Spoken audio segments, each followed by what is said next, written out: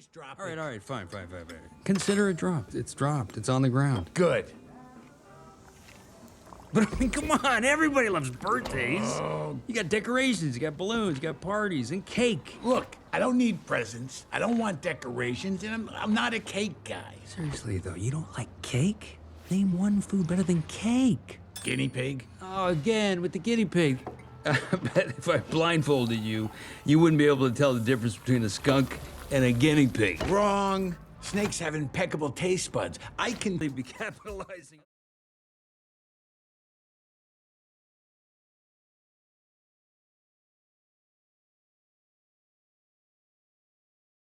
Okay, all right, fine. Get it all out. Get it all out now. Okay. Look at that. 4 p.m. Now I know the exact moment our friendship died. Let's bounce. Yup. Tastes like you're gonna stick me with the bill. Again. Well, it is my birthday. So now you play the birthday card? That's interesting. Can we get a check, please, when you get a chance? Hello? Checkity check. You know what? We're just gonna leave the money right here, okay? You know the one good thing about this place? What? We never have to wait for a table. Isn't that every place? Hey, man, how you been? I haven't seen you. Snake attack! Oh, mints.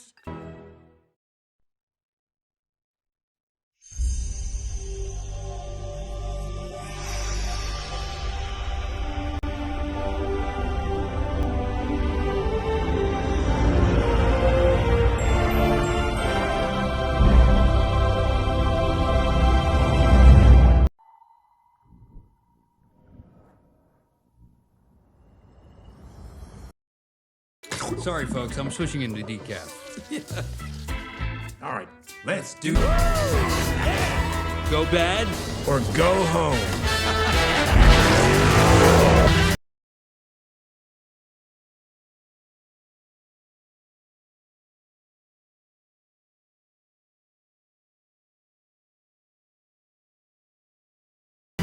Hey, you!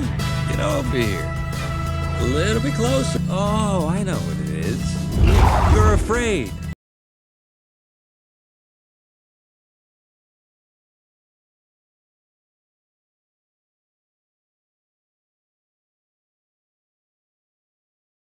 Because I'm the big bad wolf. That's a delivery for...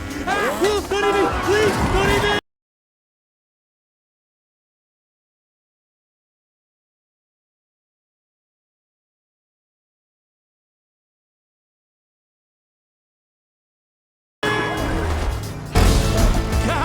It's me!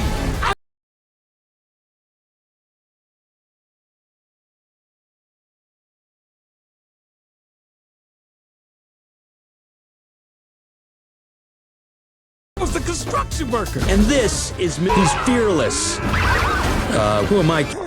Sorry. I breathed it in!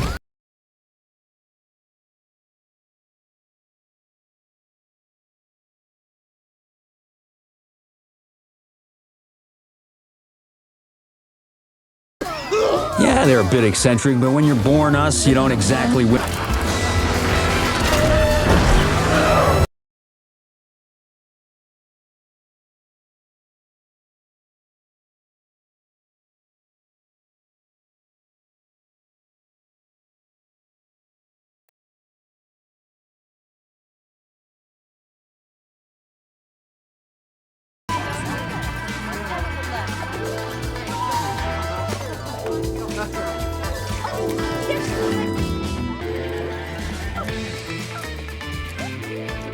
So, what happens when the world's slickest, smooth-talking, sunglasses-wearing criminals get caught?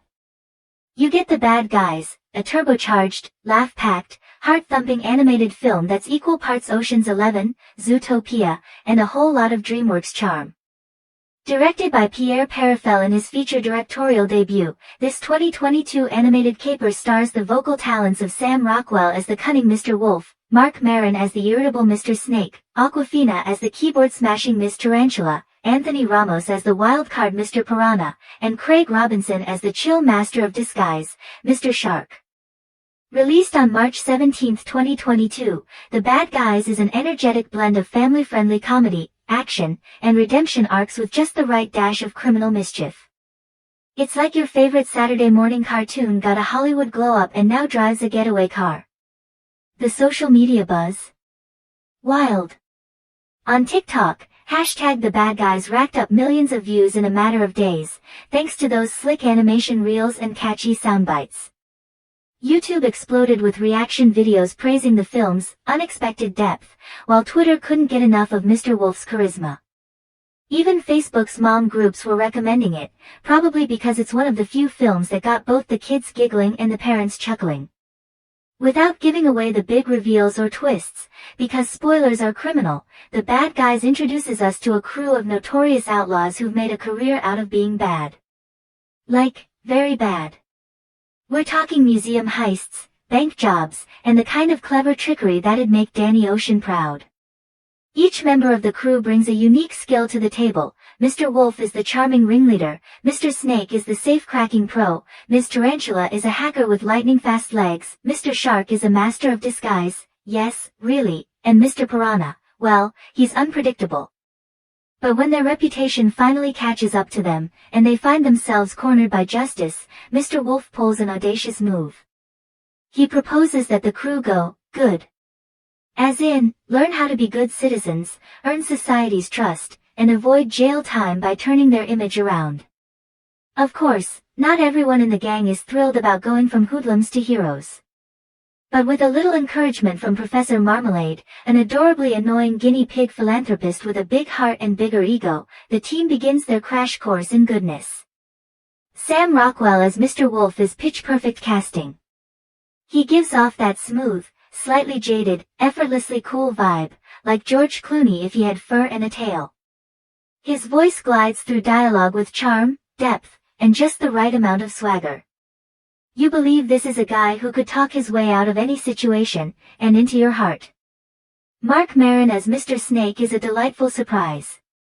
He's got that cranky, world-weary energy that plays beautifully off Wolf's optimism. You can hear the decades of heists and frustrations packed into every sarcastic quip. Awkwafina as Ms. Tarantula. She absolutely crushes it. Her voice is vibrant, fun, and snappy, like Red Bull in spider form. She brings the kind of edge that keeps things modern without being overbearing. Anthony Ramos as Mr. Piranha steals every moment with his chaotic, lovable firecracker energy. And Craig Robinson's laid-back charm as Mr. Shark adds the perfect touch of warmth and goofiness. Pierre Perifel makes one heck of a directorial debut. His direction is sharp, clean, and full of confidence. He clearly knows how to balance pacing with punchlines. The movie zips by, but never feels rushed. He lets characters breathe and shine in their moments, without dragging the story down with unnecessary filler. Visually, Perifel draws inspiration from both classic heist films and Saturday morning cartoons. The result? A hybrid style that feels fresh but nostalgic. Think Lupin 3 meets Into the Spider-Verse, but G-rated and with more fur. There's also an emotional intelligence to Perifel's storytelling. The film flirts with deeper ideas, labels, self-image, redemption, but never lets the tone get preachy or heavy. It's smart without being smug. That's a tightrope few directors walk this well. The screenplay, written by Etan Cohen, is a masterclass in balancing humor and heart.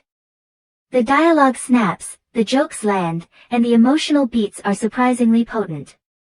Each character has a distinct voice, and their banter feels authentic. The script leans into genre tropes, the suave criminal, the tech genius, the reluctant mentor, but twists them just enough to keep things fresh. Plot-wise, it's not just clever, it's tight. The story folds in twists, reversals, and subtle character arcs without ever feeling cluttered. And best of all, it respects the intelligence of both kids and adults. No dumbing down. No eye-roll-inducing moralizing. Just sharp writing with a soul. The camera movements, even virtual ones, are kinetic, deliberate, and exciting. There are wide shots that frame action beautifully, and zoom-ins that add tension or highlight emotional shifts. Lighting shifts subtly to reflect mood, and colors burst with personality, cool blues for mystery, hot reds for tension, neon greens for those high-tech heist moments. Daniel Pemberton's score deserves its own trophy. It's groovy, jazzy, funky, and full of that old-school heist vibe. Think the Italian Job with a dash of hip-hop swagger. The music doesn't just accompany the action, it drives it. Car chases pulse with percussive beats. Emotional moments melt into soulful melodies. And when those bass lines kick in during a reveal or a getaway. Goosebumps. The world of the bad guys is fully realized and brimming with character. From the sleek cityscapes to the gang's lair filled with high-tech gadgets and greasy pizza boxes, every setting tells a story. There's a lived-in feeling to this animated world. It feels used, not sterile. Character designs are expressive and memorable. Each character moves in a way that reflects their personality, Mr. Piranha's twitchy zooms, Mr. Wolf's smooth struts, Ms. Tarantula's scurrying speed. Critically, it was warmly received. Rotten Tomatoes held strong at over 85%, with most reviews applauding the humor, animation, and surprising depth. Audiences responded even better. Families, teens, animation nerds, even casual viewers all gave it high marks. Box office? Strong. It grossed nearly $250 million globally on a mid-range budget. That's enough to make the studios very happy, and yes, sequel talks are already in the works. Maybe even a spin-off series. Can people really change? Are we defined by how others see us, or who we choose to be? What does it mean to be good, and can someone with a bad past still do good in the present? There's a gentle but powerful commentary here on social labeling, prejudice, and redemption. It's subtle enough for kids to enjoy the surface story, but deep enough for adults to nod and say, huh. That's actually kind of profound. Kids couldn't get enough of the slapstick, the jokes, the wild energy. Parents appreciated the smart storytelling and moral undertones.